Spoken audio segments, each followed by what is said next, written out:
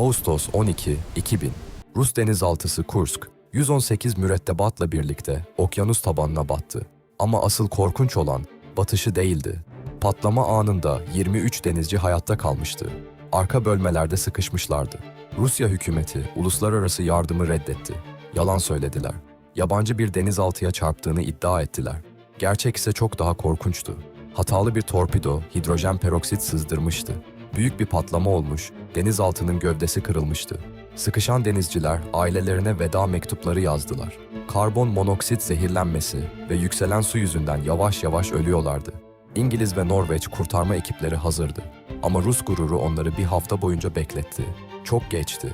23 denizci gelebilecek bir kurtarma operasyonunu bekleyerek öldü. Kursk faciası, gurur ve yalanların nasıl ölüme yol açabileceğinin en acı örneğidir.